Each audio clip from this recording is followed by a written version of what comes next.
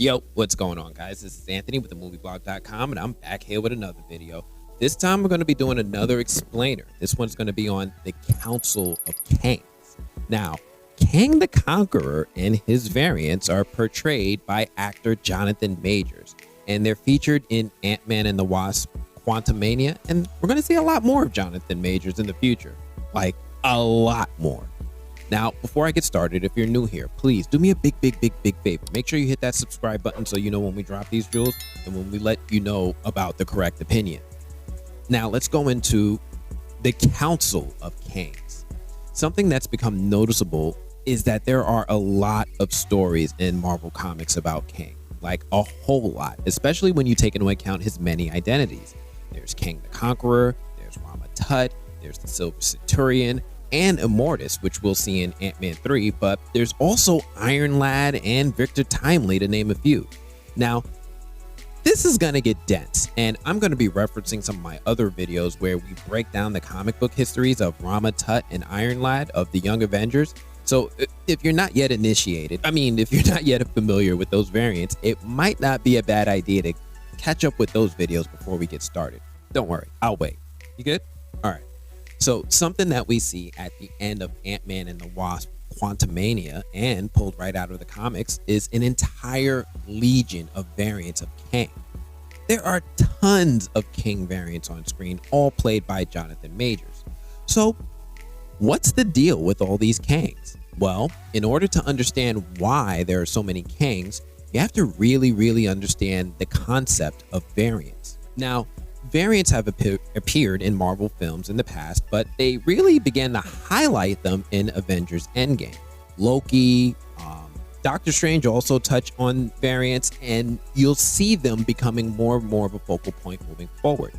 In those projects, we learned the fundamental rules of how alternate realities are created, as explained by the Ancient One in Avengers Endgame.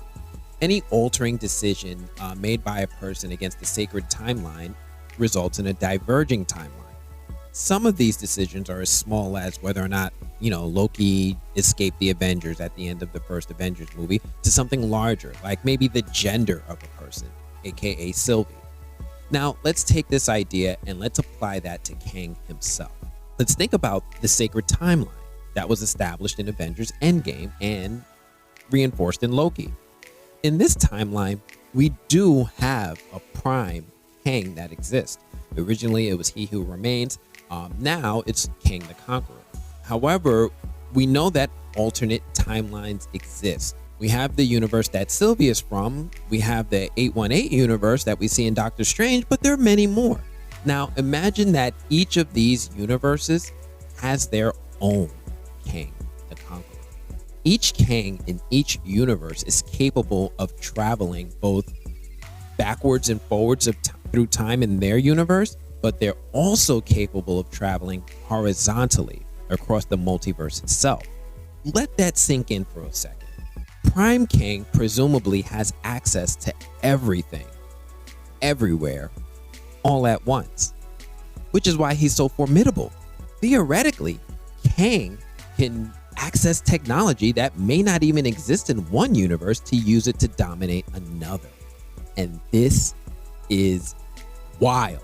Now, in Marvel's early days, they just kind of let Kang do his thing and would seemingly randomly reconcile every other time-traveling villain to just be another alternate version of Kang himself, like they did with Rama Tut.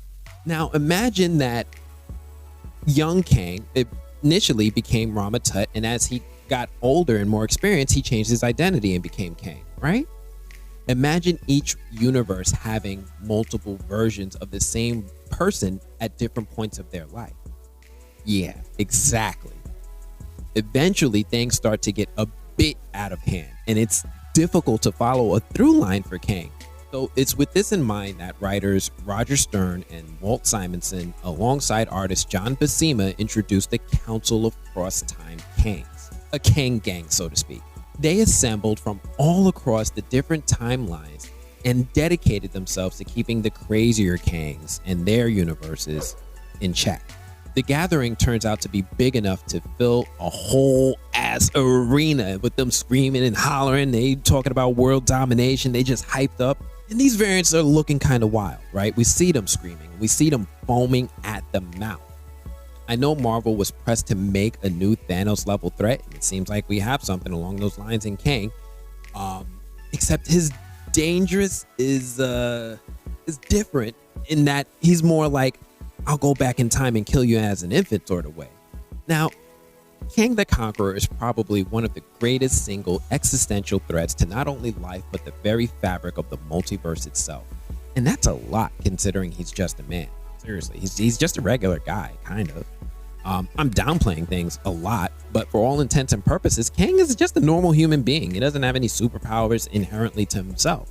Now, Kang is obviously a very, very complicated character. In both the comics and in the movies, Kang is actually just a normal human being without any powers. And we see Kang in Ant-Man and the Wasp: Quantumania initially, he's shown to be vulnerable, right? He's crawling on the floor, he's injured, and he's in need of help. In the comics, Kang is a man named Nathaniel Richards from the future. Kang lives in an era of time in which everybody is living good. I mean, everybody moved up to the east side. The future is described as a utopic society in which everyone pretty much just lives in peace.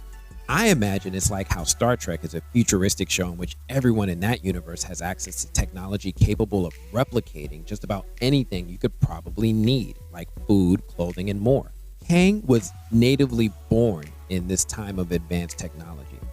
And as he's growing in this time, he doesn't like it. He's kind of bored, and he eventually steals technology that grants him the ability to travel backwards and forwards through time. In the comics, it's just leftover Doctor Doom technology that Kang finds in a museum and uses it to dominate different eras and civilization throughout time. Now, Kang has shown to have access to some really, really impressive technology, but this was just the start. Now, you might remember from my Rama Tut video that Nathaniel has technology that can actually control and dominate the will and minds of other beings. He enslaves them into his control with a control rod. It's kind of like how David Tennant's Purple Man in the Jessica Jones show was controlling people, or think like Professor X controlling minds in the X-Men films. This ability alone makes him incredibly dangerous and a huge challenge for his enemies, but that's just one of his many abilities. Now, we know that Kang has access to all sorts of technology, but Kang has also shown to be able to throw down too.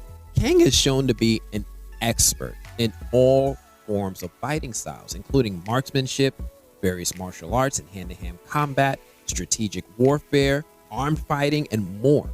One cool example is in the Children's Crusade. This is the Iron Lad video that I created a while back. It's shown to have Kang easily overwhelm in a fight both Iron Man and Captain America teaming up against him at their peak by himself. Now, let's dig into that a little bit. Kang has been known to go one-on-one with Captain America in a hand-to-hand fight, and not just hold his own, but dominate Captain America without any enhanced abilities of his own. In Marvel Comics and the MCU, super soldiers are legendary. They have biological enhancements that increase their speed, their strength, their stamina, but also their brain functions to give them a tactical advantage in most fights. Kang the Conqueror can dominate Steve Rogers, the super soldier. Now, you might be wondering, Kang in the comics has been shown to have studied martial arts from all of the most renowned leaders in war and combat in all of history throughout the galaxy. He is a genius level physicist and wears futuristic armor that contains technology that completely stupefies Tony Stark's comprehension of mechanics. It's like Kang is wearing a helicarrier and Tony Stark is wearing a toaster. Now, Kang in the MCU had been foreshadowed, right? They were trying to warn us that he's an incredibly dangerous threat, not just to the universe, but to the multiverse as a whole. He's a secretive figure that's been alluded to, but doesn't appear until Jonathan Majors walked out in He Who Remains in the Disney Plus series Loki, in which he's shown to be a dangerous individual with incredible power and abilities. He also controls and uses the TVA as an army to protect his interests. Some of his interests are, one, protect the Sacred Timeline. The Sacred Timeline is the one in which the main 616 universe exists. which is the universe that we all know and love from the MCU, and which we presume is the one that He Who Remains is originally from. He also wants to prevent the ascension of threats or one of his variants against his dominance. He won the multiversal war with his Alliance, which seems to have kept its variants from interfering with his actions. Now, He Who Remains is shown to be incredibly capable and basically toys with Loki and Loki's variant Sylvie while playfully monologuing his history and future and eating an apple. He warns Loki and Sylvie of a multiversal war between himself and his variants that risk the destruction of the entire multiverse. He said that his variants were dangerous, and we didn't know to what extent. We knew that He Who Remains was in charge of the TVA and made a point to his variants to keep them in check with seemingly his all-powerful Alliance, but we didn't really understand how far things would go. Now we know, right? Because now we finally got the debut of the MCU Kang in Ant-Man and the Wasp: Quantumania. In this film, we see that Kang is stranded in the quantum realm by his variants and is discovered by an equally stranded Janet Van Dyne. Something interesting is that Kang is not initially shown to be very ruthless and rescues Janet when she was being attacked by the wildlife of the realm. I think what's interesting is that he does this before he finds out that Janet is capable of helping and how she could help him escape. I'm gonna probably take some time to process why he would want to do that. I don't know why yet, but I'm gonna come back to that one in a later video. Later in that same film, we see Kang in his armor, and he's a lot more dangerous. This Kang is a lot closer in capabilities to his comic book counterpart. In the film, we see that his armor is capable of many things, including the ability to telekinetically throw people and objects around like rag dolls. He does this to Scott, he does this to Cassie, and he even does this to MODOK. He's able to create powerful force fields that protect him from threats and attacks. He's able to shoot powerful beams of energy at his enemies from his hands. He's able to create energy platforms for him to walk on and fly around with.